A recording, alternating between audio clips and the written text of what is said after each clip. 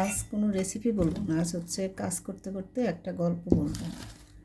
তো একদিন ক্লাস নিচ্ছিলাম, এমন সময় এক ভাবি আমার কাছে আসলো, পরিচিত। সে এসে এমনভাবে কথা বলা শুরু করলো যে আমি ডাক্তার। তাই আমি বললাম, ভাবি আমি তো ডাক্তার নই, কী সমস্যা? আচ্ছা ঠিক আছে, তারপরও একটা লোক বলছে তার মনের কথা, একটু শুনছিলাম। ভাবি বলল তার মুখে ঘা হয়েছে, অনেক খারাপভাবে আর কি ঘাটা হয়েছে, এবং ডাক্তার দেখিয়েছে, ডেন্টিস্ট দেখিয়েছে, অনেক অ্যান্টিবায়োটিক খেয়েছে, আর তার কমতেছে না। এখন সে বিরক্ত হয়ে গেছে, আর ভালো লাগছে না, আর ব্যথা যন্ত্রণা সব শুনলাম। ডায়াবেটিক্স আছে, প্রেশারের ওষুধ খায়।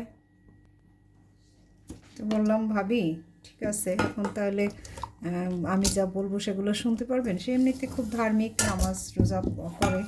তো তাকে শুধু কয়েকটা বেসিক জিনিস বললাম। আগেই বললাম যে আমি কিন্তু ডাক্তার না, আমি এগুলো কিছুই পারি না, কিন্তু আমি কিছু নিয়মকানুন বলবো, যদি পালন করে দেখতে পারেন, যদি ভালো হয় আপনার জন্য। তো তাকে আমি শুধু কয়েকটা কথা বললাম। একটা হচ্ছে যে সে ভাত, মানে চাল, তারপর হচ্ছে গমের জিনিস, সয়াবিন তেল, চিনি, এগুলো সম্পূর্ণ পরিহার করবে। ভাবি রাজি হলো। আর সাথে হচ্ছে তাকে বললাম ভিটামিন ডি খেতে হবে, আর হচ্ছে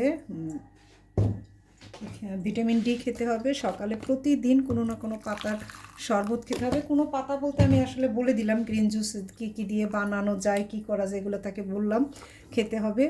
আর হচ্ছে প্রতি বৃহস্পতিবার সোমবার তার ধর্মীয় যে রোজা, সেটা একদম যে তার ঈশ্বর মানে আল্লাহর কাছে নিয়ত করে যে আমি যেন সুস্থ হই, এইভাবে মানসিক একটা নিয়ে তাকে রোজা রাখতে হবে।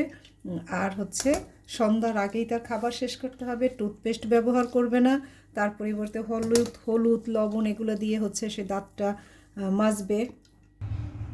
আর তেমন কঠিন কিছু তাকে বলিনি, এগুলাই পালন করবে। তারপরে তো বললাম যে দেখা যাক কী হয়। কোকোনাট অয়েল কিনতে বলছি, যে একটা কোকোনাট অয়েল খাবেন।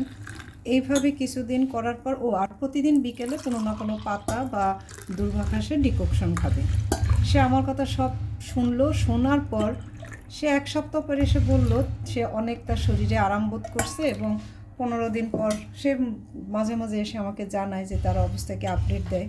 খুব ভালো লাগে, এবং তার ডায়াবেটিক্স একদম নাই, কমে গেছে। সে আগে ওষুধ খেত, এখন সে ডায়াবেটিক্সের ওষুধ খায় না, এবং তার মুখের ঘাটা পুরোপুরি কমে নাই, কমার কথাও না এত সহজে, যেহেতু অত অ্যান্টিবায়োটিক খায়ও কমে নাই। তাই আমি বললাম যে ভাবি আর কিছুদিন অপেক্ষা করেন, সামনে রোজা আসতেছে, রোজাটা আপনি সঠিকভাবে পালন করেন, আর কি কি খাবেন কি কি খাবেন না এগুলো বললাম। তো সেই ভাবি সেদিন সে খুব খুশি, কারণ তার শরীরের অনেক সমস্যা দূর হয়ে গেছে। কতগুলো পালং শাক আমাকে এনে দিছে, তার নিজে মানে তার এখন প্রাকৃতিক খাবার যে সেই জ্ঞানটাও হয়ে গেছে। সে তার ছাদ বাগানে শাক তৈরি করে প্রাকৃতিক খাবার, এবং সেখান থেকে আমাকে কিছু পালং শাকও দিয়েছে, সেটার শরবত হচ্ছে এই।